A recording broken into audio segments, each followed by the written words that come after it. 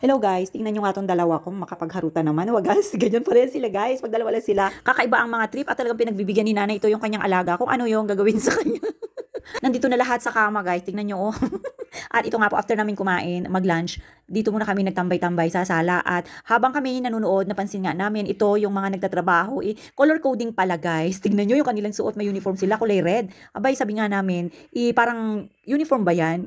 At sabi nga po nila, nagkataon lang at hindi sila nag-usap guys, sadya na ayan talaga yung kanilang susuotin para ngayong araw. Paalis na nga po ako niyan para pumasok at ito, dito na sila banda sa may bandang right side na nagsisemento ng kanal. Hindi po pala yan siya pwedeng buhusan. Kailangan imano-mano para malinis yung pagkakagawa at talagang masisemento ng husto. Ito yung kanal. Yung nasa loob ng box niyan na yan, kailangan po napupuno siya sagad yung semento talagang siksik. Kaya ayan, kailangan pala imano-mano at ayan nga po, ilan nga sila yan dyan. Per team pala yan sila dito guys. Ang na-assign dito banda sa amin is sa isang team, 5 piraso. Pero in fairness guys, yung mga na-assign dito sa amin, parang magkakasundo silang lahat. Ang sabi nga ng engineer kanina, nung nakausap ko habang nanonood kami sa kanila dito, sabi niya parang ang team na ito ano sila masisipag unlike sa ibang team guys. Yun ang napansin ng engineer.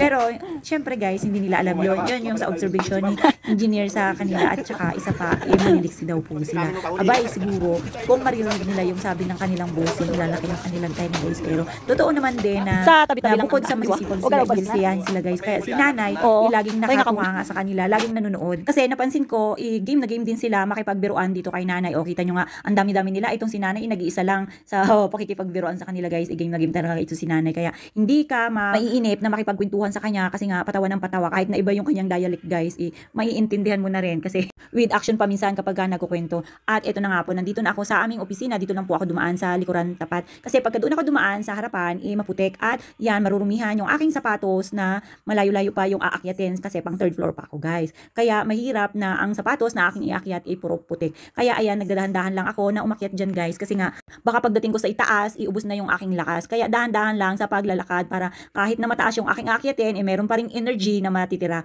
At pagdating ko nga po dito sa third floor, napansin ko na iba yung ating weather. Tingnan nyo guys, nakasimangot na naman ang kalangitan. Big sabihin, nagbabadya na namang umulan at buti na nga lang, nakarating na ako dito guys ng matiwasay dahil wala akong dalang payong. Kung aakyat ako kasi nga naglakad pa ako simula doon sa parking lot papunta dito sa building. Ayan guys, tingnan niyo ang panahon, di ba? At hanggang nakarating na ako dito guys sa itaas, parang napansin ko nakokonti pa lang din yung mga personnel na dumating. Sobrang aga pa nga yan, kaya sabi ko parang kokonti pa lang. So, nag-relax muna ako guys. Siyempre napagod, mataas ang inakyat. So, kailangan natin magpahinga at naka-jacket pa nga ako niyan. So, paano ba yan guys? Hanggang dyan lang muna. Kita-kits ulit mamaya. Bye-bye!